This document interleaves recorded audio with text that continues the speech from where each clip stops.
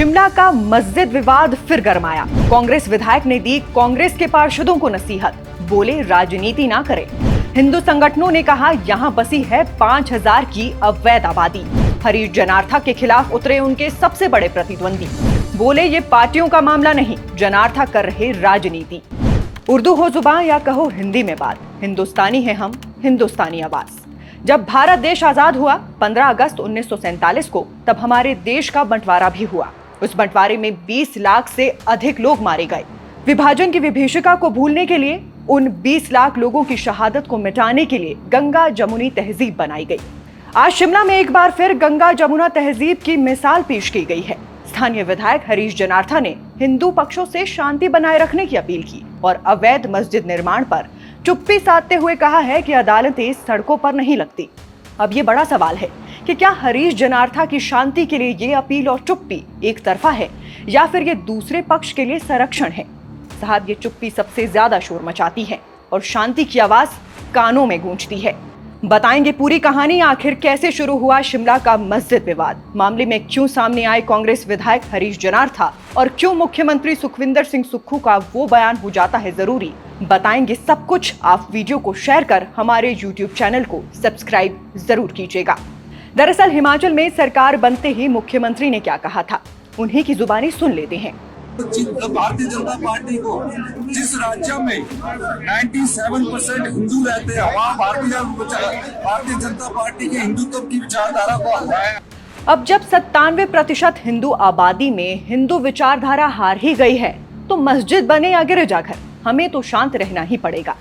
एक तरह से देखें तो हिमाचल कांग्रेस ममता बनर्जी स्टाइल में राजनीति कर रही है। इसके ऊपर हमने पहले भी बात की थी, जिसका लिंक आप कमेंट बॉक्स में देख सकते हैं, जिसमें हमने सवाल उठाया था कि किस तरह हिमाचल में वोट बैंक बसाने की राजनीति हो रही है। खैर, मुद्दे पर लौटते हैं और बात करते हैं उस झगड़े की जिसके कारण शिमला का संजौली मस्जिद विवाद इतना अधिक गर्मा उठा। बीते शुक्रवार की बात है, जब संजौली के साथ लगते मल्याणा उपनगर में विशेष समुदाय के कुछ लोगों ने एक साथ मिलकर हिंदू समुदाय के युवक को इतनी बेरहमी से मारा कि उसे 17 टांके लगाने पड़े। बाद में पता किया गया तो बात सामने आई कि संजौली इलाके में रहने वाले बाहरी लोगों के द्वारा हिंदू युवक को पीटा गया था। इसके बाद मल्याणा के पार्षद सिमिट्री और भट्टा कुफर के पार्षद समेत आसपास के कुछ अन्य नेता स्थानीय लोगों के साथ संजौली पहुंचे और उस एक जगह का विरोध करना शुरू कर दिया, जिसके कारण उनके इलाके में आबादी का बैलेंस बिगड़ रहा है और बाहरी लोग स्थानीय लोगों के साथ अब मारपीट भी करने लगे हैं।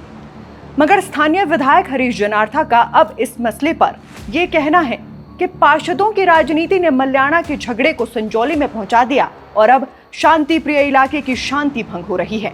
बहरहाल, कांग्रेस विधायक हरीश जनार्था के इस विवादित बयान से आप कितने सहमत हैं, हमें कमेंट बॉक्स में बताइएगा, क्योंकि उनका ये बयान सामने आने के बाद संजौली का ये मस्जिद विवाद और अधिक गहरा गया है और कई सारे हिंदू संगठनों ने फिर से इस मसले को लेकर विरोध प्रदर्शन करने का मन बना लिया है। इसके साथ ही हरीश जनार्था के सबसे बड़े राजनीतिक प्रतिद्वंदी भी अब इस लड़ाई में कूद पड़े हैं।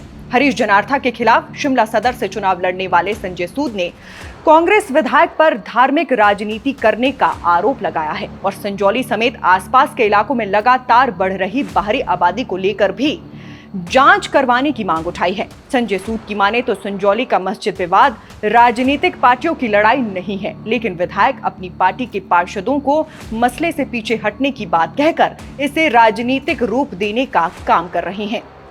इस सब के बीच हिंदू संगठनों की तरफ से एक बड़ा ही चौंकाने वाला दावा किया गया है। एक स्थानीय नेता ने न्यूज़ फॉर हिमालयन से बातचीत करते हुए हमें बताया है कि संजौली और आसपास के इलाकों में 5000 से अधिक बाहरी लोगों की अवैध आबादी यहां आकर बस गई है। इन बाहरी और खासकर विशेष समुदाय के लोगों ने स्थानीय मार्केट्स पर कब्जा कर रखा है और ये लोग छोटी छोटी बातों पर हिंसा करने को उतारू हो जाते हैं। इसलिए इन असामाजिक तत्वों को यहां से बाहर निकाला जाए, अन्यथा हिंदू संगठनों के द्वारा बड़ा आंदोलन किया जाएगा। बाकी हरीश जनार्था जी ने बताया है कि मुख्यमंत्री सुखविंदर सिंह सुक्खू के संज्ञान में भी ये मामला आ गया है, इसलिए आगामी एक्शन जल्द लिया जाएगा। इस बात की उम्मीदें बढ़ गई हैं। आप दर्शक हमारे इस विचार से कितने सहमत हैं या असहमत हैं, हमें कमेंट बॉक्स में बताइएगा। फिलहाल के लिए इस खबर में बस इतना ही। नमस्कार।